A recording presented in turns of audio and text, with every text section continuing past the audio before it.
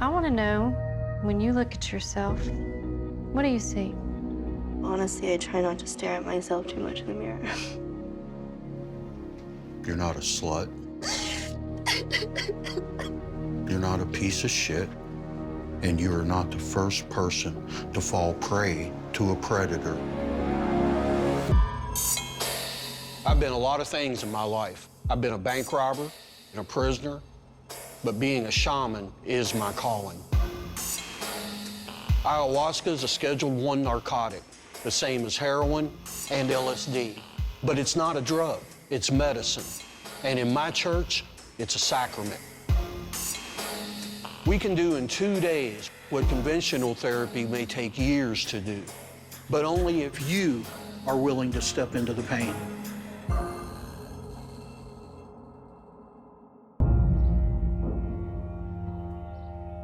I started working with people as a medicine person and as a shaman approximately 15, 16 years ago.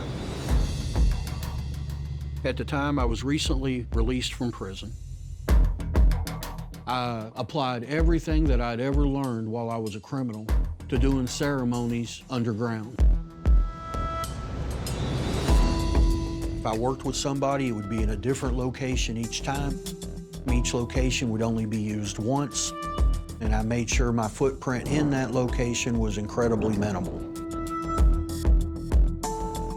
Here's this Class 1 scheduled substance that the government looks at the same as meth, opiates, heroin, and it's healing people right in front of me. There was many times I was wondering, what in the f am I getting into? I am not only distributing a Class 1 substance, I'm manufacturing a Class 1 substance. If they bust me doing this, I'm going to prison for the rest of my life. But you know what? Every time, Mother was there just nudging me. Come on, dude, you can do this. I go to the spirits, and they're like, we got your back. We need you to trust us. We need your skill set to bring Mother out of the jungle. And then, in 2013, gay marriage was starting to become legal in a handful of states. And Southern Baptist ministers were scared that gay couples were going to come to Kentucky and force them to marry them. Homosexuals. Kentucky enacted the Religious Freedom Restoration Act. This act states that the government shall not substantially burden a person's freedom of religion. Essentially, however people worshiped in their church was off limits to the government. I recognized quickly that in this act, there was a loophole that I could go legit. I went to the local authorities. I filed my paperwork that I was starting a church. Of course, I didn't mention ayahuasca. It was just a Native American church where we were going to offer spiritual ceremonies. And that's when we stepped out, planted our flag. I am here, and I'm giving the most powerful psychedelic known to man to some of the most unstable people. And guess what? We're healing them every step of the way.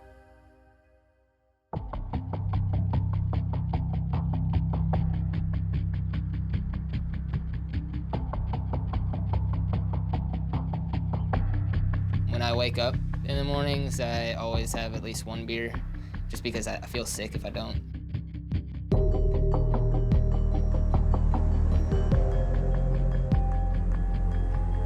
I'm an alcoholic for sure. On average, what I drink a day after work, it's about a 6-pack. On a day off work, probably a 12-pack, if not a 24-pack sometimes. When was the last time you had a drink? This morning. Now, pretending being an alcoholic's great. Being an alcoholic's fun. In reality, it's not. It's definitely gotten me into trouble before. I went to jail because I was drunk and had broken out a bunch of car windows. I've woken up on the roofs of bars. I got appendicitis from drinking alcohol. My liver got so inflamed it burst my appendix. The number one reason I want to come and try ayahuasca is to beat my alcoholism. It'd be really nice to stop drinking and kind of move on with my life, try to do something more productive.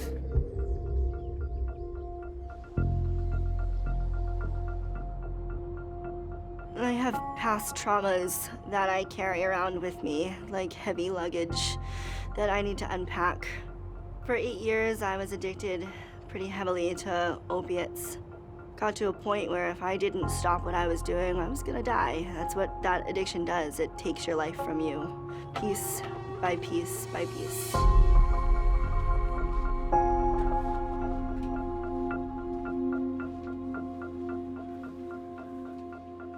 I am 2.5 years clean, but just because the drugs are out of the system doesn't mean that that addict mentality isn't fully gone. So I had to learn how to relive my life, and it's still a struggle to this day. My intentions for coming here to Ayahuasca are to deal with a lot of my past traumas that I've been holding on to that causes anxiety and depression and just depletes your self-worth, and I'm ready to rise above that. So are you all ready to see where you are going to spend the next couple of days? Yes, ma'am. All right, well, if you all would like to grab your things and follow me. Welcome, welcome, welcome. In this group, we have Donovan from Tennessee, Elizabeth from Massachusetts, and we have Emma from Illinois. Ever since I was little, I always felt like I had two sides to me. And I'm known for being like this happy-go-lucky person. And yet, when I go home, I feel like I'm going to explode. Like, I'm just empty inside. And like, life has no purpose, and there's no reason for me to wake up in the mornings. No matter what I do, I always have this lingering depression and anxiety. And so that's why I'm taking ayahuasca, so I can find out what the root cause is and open it up, finally dissect it, and move beyond it. Hello. Hello. My name is Steve Huck.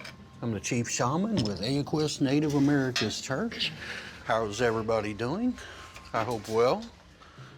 I'm a little nervous, but I'm excited.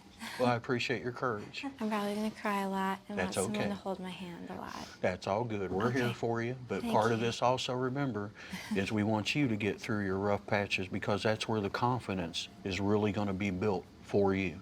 Because at the end of this, we're not going to be there to hold your hand. All right. Now, I know a lot of you right now are nervous and a little tense, and who wouldn't be? I remember my first cup. Now, I can tell you your experience tonight, especially your first night, we're not going to push you off a cliff. I promise you. We're going to take it small and incremental, because I want you to find your balance within the medicine tonight. So we will do your first cup. We're gonna give that about 20 or 30 minutes, and then we will do a second cup. Let's say you do pick up a cup and you go to drink it and your throat just closes. Spit it right back in the cup. That's your body telling you right now you got everything you need. Just chill out, reapproach 20 minutes later, and 9 times out of 10, it'll go down just fine.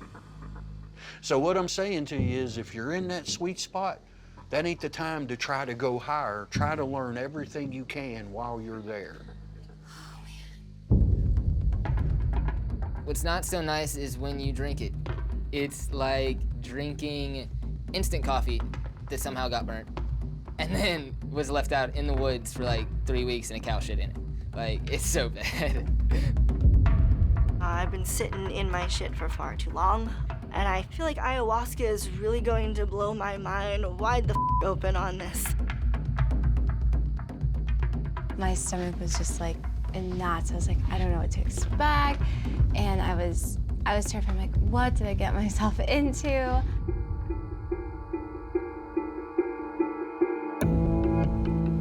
Ayahuasca is a hallucinogenic tea made with plants from the Amazon, and it is the strongest psychedelic known to man.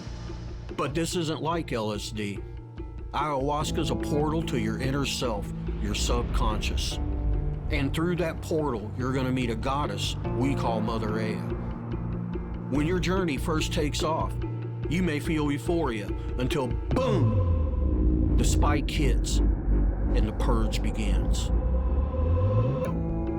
You may laugh, You may cry, and you may do both at the same time. You may puke or shit. But each of those purges are a physical manifestation of an emotional release. That's when you truly find healing.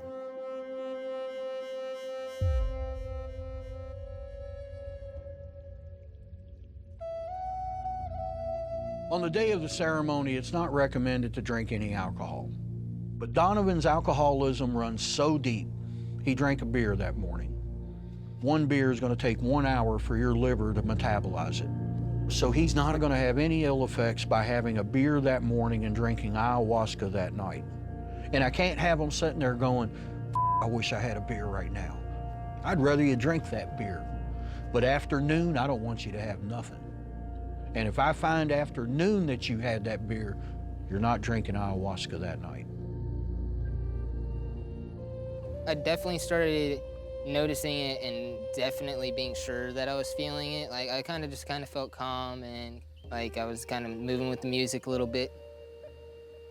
I think I was 19 when I started heavily drinking. Before that, I hated drinking. I wanted to do Molly all the time. I loved Molly. I wanted to do Molly, I wanted to take acid, I wanted to smoke weed, I wanted to do your classic like, rager party drugs. And then I went to jail because I was drunk and had broken out a bunch of car windows. And they put me on probation. And whenever I put on probation, I was getting drug tested. I couldn't smoke weed anymore. And that was the main drug I was doing. So I started drinking. Probation, I like to blame it for making me an alcoholic, but it's not totally to blame, but it definitely played a huge role in me becoming an alcoholic because alcohol is legal.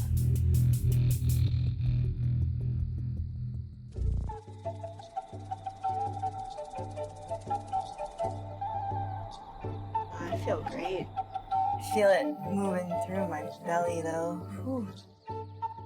The way it works with everybody is completely different. All you can do is just roll with it and let her do what she's gonna do.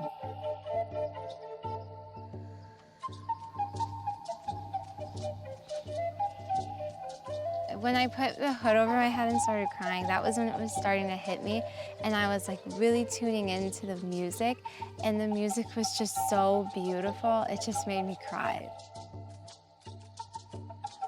Emma made the comment that she is one that cries a lot and she might need somebody to hold her hand. But if you're just going through a painful process, you need to go through that. Sometimes you gotta put your big girl panties on and you gotta pull them up tight and you gotta walk it off. My childhood was really a fog to me. I don't quite remember most of it. I always say, like, I don't have a lot of memories. My parents split when I was 3, so I was always back and forth between her and him. The most explicit memory I have is being 6. My dad had told me that he was gonna take me to court and I needed to choose between her and him. He told me that my mom didn't love me and I needed to leave her and that he needed me and that he was the only one that could take care of me. My father was always very up and down. I remember going skiing with him and him crying on the chairlift saying he couldn't live anymore and that he was so miserable and the only thing that would make him happy was if I left my mom to come live with him. And I would just tell him, why don't you get a dog? Why don't you get a dog? All that would matter was me choosing him over her. High school was when I started drinking because I couldn't handle whatever I was feeling. I'm hoping that ayahuasca will help me with my drinking issues so I don't allow myself to move past that point of not caring anymore.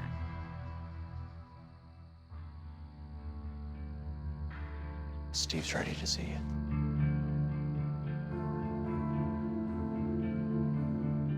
With Donovan, we have arranged a photo collage, if you will, to be placed on a wall through a projector. We're using the LED lights and colors to speak directly to his subconscious mind while we're using imagery to imprint and discuss certain painful topics and pleasant topics. Please have a seat. When there was positive scenes up, switch to green. When there was secure scenes up of family, friends, and groups, switch to blue. The reasons is blue is a secure color. When there was jail scenes up, I wanted red. I wanted that to signal his subconscious, you gotta stop, because this is where alcohol is gonna lead this young man if he doesn't get a grip on himself right now. Where do you see you going in life? Where do you wanna go? Let's talk that. Obviously, you don't like how your life is progressing thus far, or you wouldn't be trying to change it. Is that correct? I think I've been so up all the time, I haven't actually sat down and actually put some real good thought into what I want to do. Do you drink every day? Just about, yeah. It makes me sick in the morning if I don't drink a beer. That's physical withdrawals. Yeah, it is. You know there's only one way to quit, right? Quit. Quit. Quit. That's the only way. I've been there. I started drinking when I was 5 years old, is when they gave me my first taste of whiskey. I didn't get a handle on my alcoholism to my first DUI. I would like, if you would, just kind of kick back here and just sit here for a few minutes, just watch this imagery and just relax a little bit. The reason I chose some of these images of incarceration, because you keep up and that's where you could end. You know, I was in prison with a guy who woke up in a jail cell one day because he was drunk and blacked out and didn't know why he was there. And then when they brought him his paperwork, it was vehicular homicide. Your liver. Your liver is the second largest organ in the body outside of your skin. And it's the only one you got. You ever see someone with jaundice where their liver ain't functioning and they're all yellow? And the other side is alcoholism ain't gonna get any easier for you to tackle. It's just gonna get harder the longer you let it have free hand. And then you can't do that stuff that you like with the friends that you want and the family that you could build. And while you might have thought about this in many other ways and many other places, you've never done it while you're under ayahuasca, and that's why we're doing this. Just to give you some time to think. Because Donovan, you're a good guy. You got a lot going for you. You got a lot to offer the world. When I was working with Donovan, the first thing that came to me is he hasn't really seriously grasped the depths of his addiction. And that's where I'm not sure, is he at a place that he truly wants to change. But you know, the one thing that I do know I cannot make any prediction on a first night, and that is Mother Aya. Mother Aya is the wild card to all this. Definitely being upstairs with Steve really triggered the ayahuasca. It started getting it going and started helping me kind of feel the effects. I started off seeing my own face. And it wasn't like looking in a mirror, it was like looking at another person, but it was me, it was my own face, and it's so hard to picture that in your own head. Started feeling the effects a little stronger, started feeling like all at once, alcohol withdrawals were hitting me. I was getting shakes, and then I purged very hard. I don't know what it was, something came out, man. I think it was good. I think that was good for me, for sure, to let all that bad, just toxic shit out, just kind of purge it out. Yeah, I'm fine.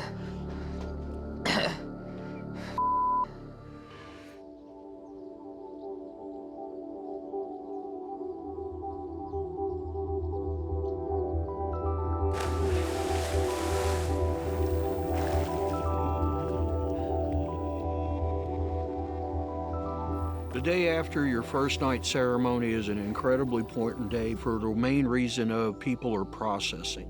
And they're processing sometimes raw emotions that are still bubbling up to the surface. Feel really good, very relaxed at the moment. I already feel Mother Aya is working through my system, and she's incorporated a lot of good already, even with my past. I already feel more at peace with it. Between ages 4 and 7, I was sexually abused. I don't know who. I just remember distinct things, being told to keep something a secret, seeing male genitals and not understanding what was going on, being touched and being told that it was our secret. And at around 14, I had started dabbling in drinking alcohol, marijuana, and then it just graduated to opiates. Because of whatever memories that would flood my mind, I wanted to numb myself from. So that's what I did. I numbed.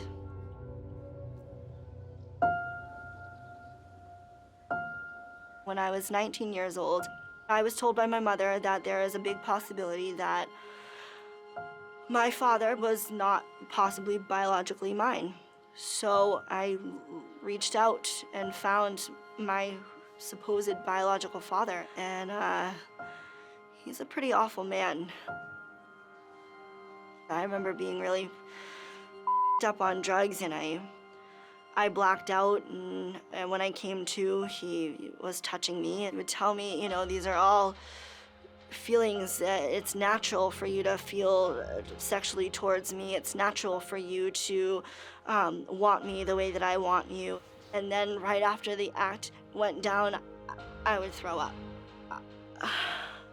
It was awful.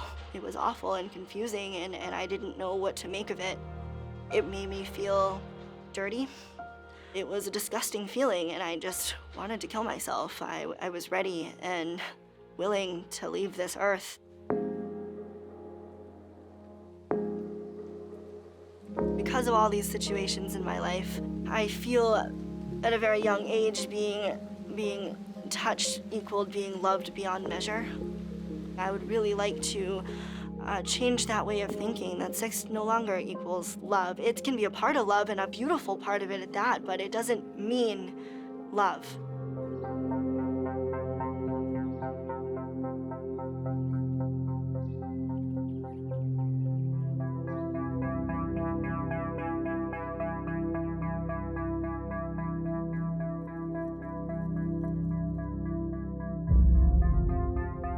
So how are we doing? Please go down and not come right back up, please. Oh, you're gonna talk to it already, huh? I don't blame you. I don't blame you. That's a good, beautiful way to start. Beautiful way. Cups will be coming at you much faster tonight, but again, you gotta be the judge on whether you drink or not. This is not a drinking game. We just make it available, and it's up to you to how far you feel you need to go or proceed.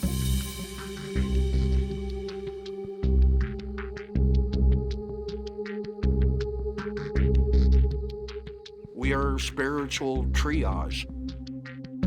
We only have 2 to 3 days with you, and we do what no other medical establishment can do in years, and that is give you a brand new life, a brand new connection to the universe, and a whole brand new you.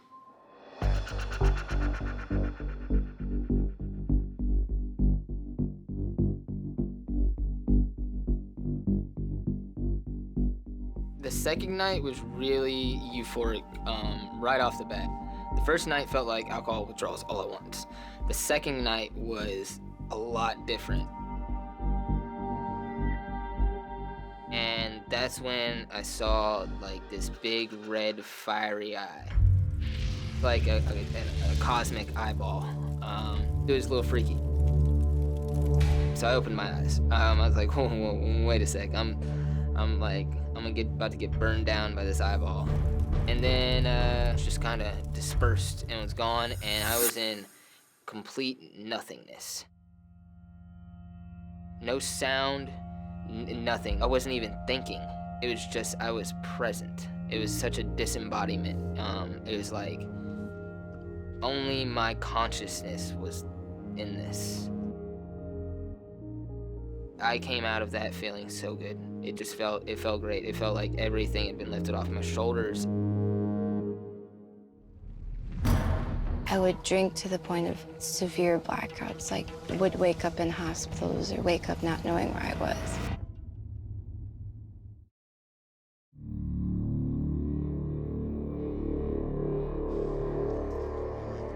Part of Emma's problem is all she wanted to do was love and help her daddy.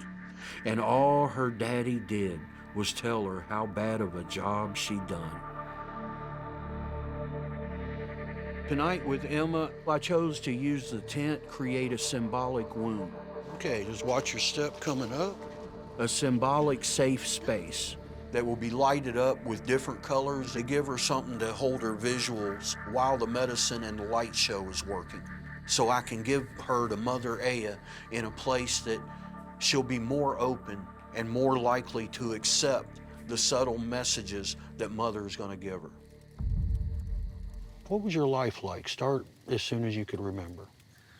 I don't remember a lot of my childhood, but the parts that I do, a lot of it was counseling my dad through his bipolar disorder. And how old were you when you were doing this? Like 6 years old. Wow. So a lot of things just fell on me to, look out for myself, but also look out to make sure my parents were happy. Tell me about your relationship with your mom. How is that? It was non-existent because I thought I didn't trust her, because he had told me at a young age that my mom didn't love me and she would never take care of me and that I needed to leave her, and told me that he would never be happy unless I would do that. Well, and unfortunately for you, there is a thing called sexless incest, and what it is where you have to fulfill a role of a friend. Okay, it doesn't mean that anything inappropriate happened physically. Yeah. But what you're describing to me is you had to help your dad at 6 years old deal with a mental illness. Yeah. And he wanted you in his life to fill the holes when his other females wasn't there. Mm-hmm. Exactly. If you could just take away anything that your dad put upon you, what would it be? One thing. Guilt. Guilt. I think it's why I feel like I have no self-worth. Because it's like, oh, you're worthless. What does it matter? You did nothing wrong. You were a child. You had no idea that you were being manipulated. And you did the best you could given the circumstances. Could you tell me a little bit about the drinking, when it began? It fell really out of control a few years ago. It became binge drinking where the chances I could get drunk, I would drink to the point of severe blackouts, would wake up in hospitals or wake up not knowing where I was. When was the last blackout that you had? A few weeks ago. Yeah. You were self-medicating a lot. Mm-hmm. That's when the guilt was eating you up. Yeah. And here's the flip side. You have to be an incredibly caring lady to, at 6 years old, know your up in the head dad needs some help. And you tried. But you know what? That wasn't your weight to carry. You didn't fail him, he failed you. As I'm talking to Emma, I'm recognizing a strong confidence coming through her eyes, through her demeanor. Yesterday, before ayahuasca, she had no control emotionally. She would cry at a drop of a hat. And tonight, we touched every painful topic in her life, and I only seen 2 times that tears came to her eyes. That's progress. That's making peace. That is stability starting to interweave back into her reality. That's healing. The ayahuasca was something was just opening me up, and she was saying it's time, we're gonna do this. I was looking up at the ceiling and everything just started vibrating and then suctioning out. That helped catapult me into my journey with Mother Aya. She said, you fill yourself with black energy. You cannot do that because you are actually a ball of light. You are this divine entity. For it was the most nurturing and loving voice, and I felt so lucky. I remember feeling oh my gosh, I'm so lucky. She's treating me with so much love. She's treating me with so much love. I definitely feel that small child in me was healing. I feel she was kind of almost walking away finally. And she just exited me and for the first time just said, we can move on now.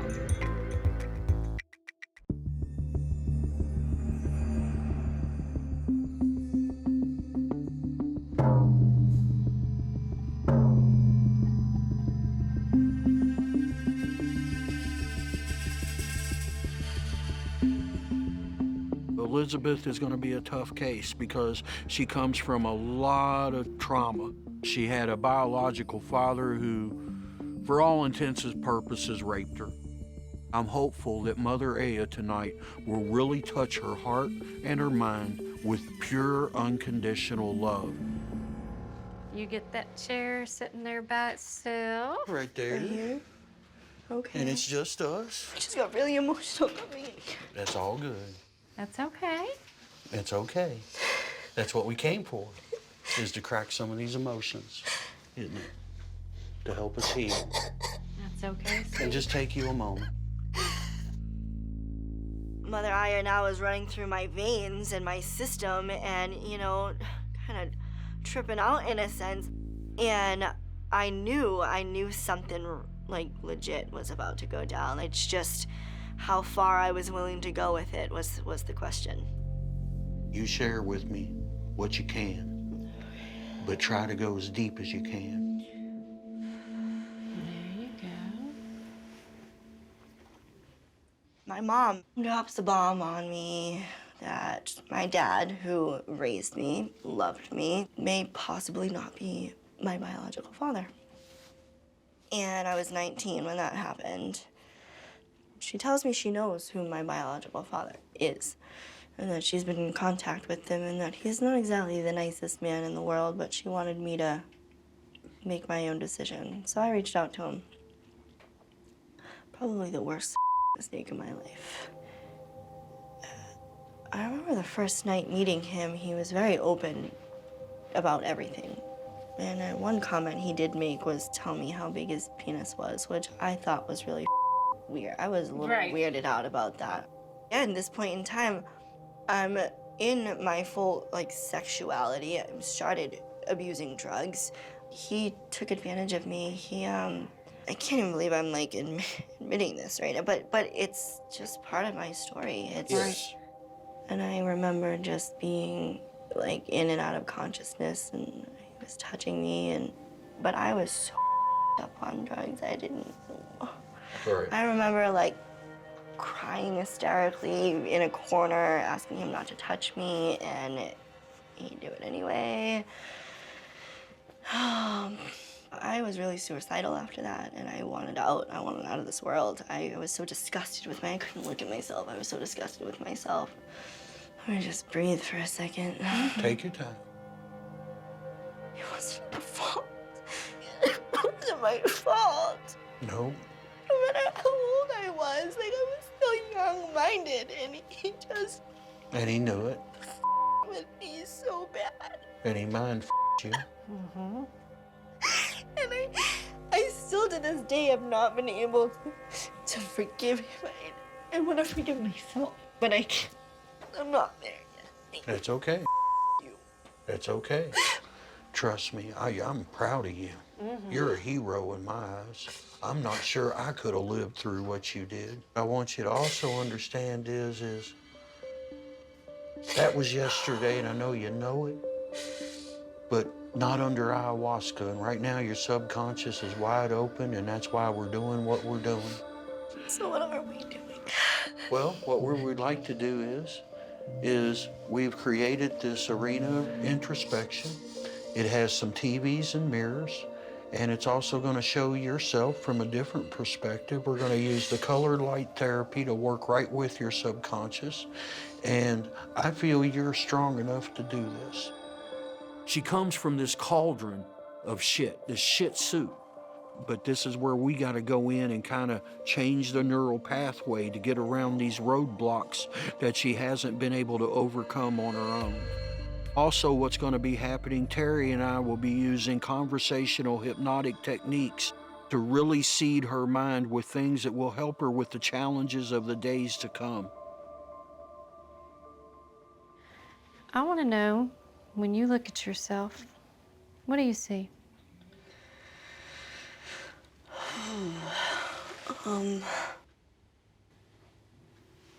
You know, honestly, I try not to stare at myself too much in the mirror. Okay, can I ask you why you don't want to look at yourself in the mirror? Probably because of all the shit that I've dealt with, and especially with that situation with my biological father. His DNA is running through me. We do look similar, and I don't like to look at that sometimes. You're a beautiful woman. You're an intelligent woman. You are kind and loving. Do any of those match your dad? No. And let me tell you what you ain't. You're not a slut. You're not a piece of shit. You're not a pile of trash to be used and thrown away. And you are not the first person to fall prey to a predator using everything within his means, including his genetic makeup, to get what his instinct desired. And you're not a victim. Not today, and not tomorrow. Mother Aya doesn't come to victims. Oh, she comes to warriors. The warriors, exactly. I will hear his voice for the rest of my life. You are not a slut. You are not. You are not. You are not. And I will tell you right now, for him to step in and say, you are beautiful, you are loved, you are vindicated, you are free. I literally felt the chains just break on my soul.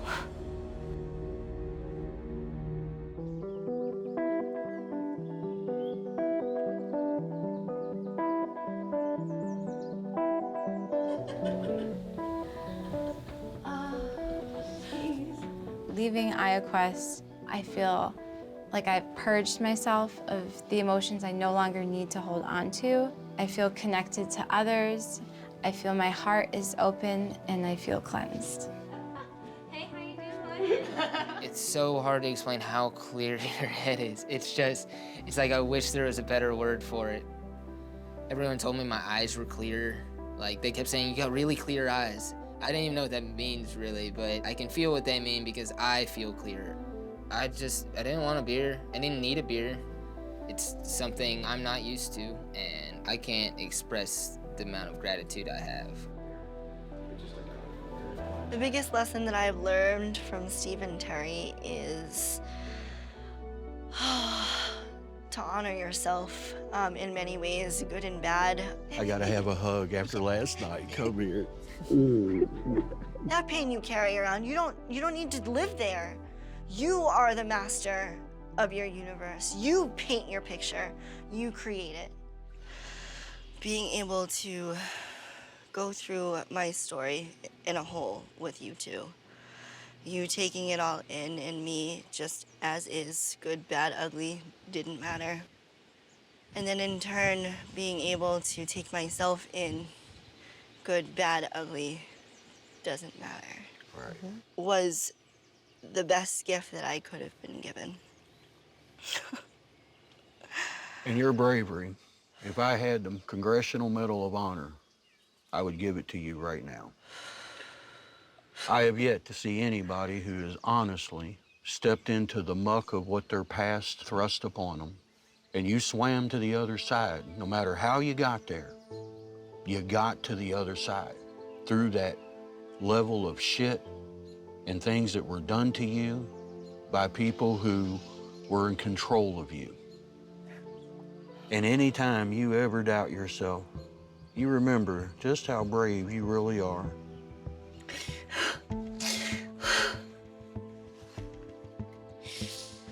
It was very important to tell Elizabeth how brave she was, and this wasn't no bullshit. I wasn't making this up. This lady has some raw courage. She chose that, okay, it's my past, I'm gonna own it, I'm gonna work with it, but guess what? It ain't gonna own me.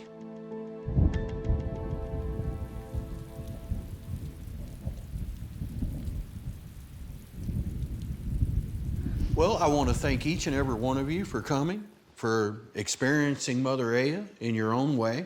I would like you all to remember to make yourself the #1 priority at all times. You cannot help a single human being unless you can take care of yourself. And that is something I want you to keep in the back of your mind at all times.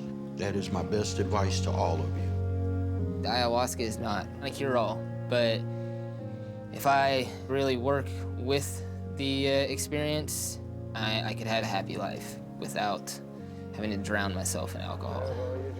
It feels amazing. I've never really felt like this before. Doing ayahuasca was 100% worth it for me. When I came here, I felt guilt and a lot of self-defeat and lack of love for myself. And now I feel like I've accepted these emotions and I've purged myself of the emotions I no longer need to hold on to. And it was just totally healing. I feel like I hit the lottery. Ayahuasca was the best thing that's ever happened to me. The best thing that has ever happened to me. I have forgiven myself. I don't need to sit in the guilt or shame anymore. So now it's like I'm free. The chains are broken. My pieces have been restored. I found the key. I let myself out of jail. I cannot put into words how blessed I am and how fulfilled I am to be able to fulfill this very honorable role of a shaman. I've seen everybody who has touched ayahuasca be touched back by Mother Aya. She told me she would have my back no matter what, and that she would protect me and mine through thick and thin. And I'm gonna tell you what, in 18 years, she has never let me down one time. She has whipped my ass, she has brought me to my knees, and she has lifted me to my feet. But not once has she abandoned me. I love her.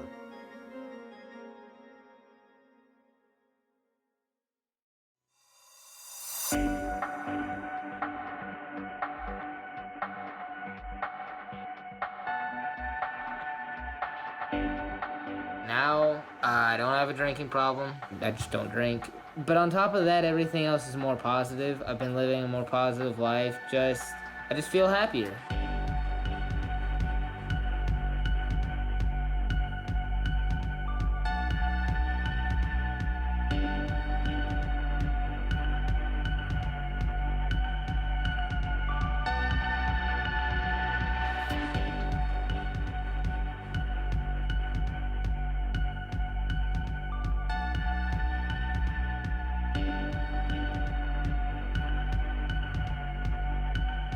It's really amazing the change that I have seen in myself and that others have also seen in me.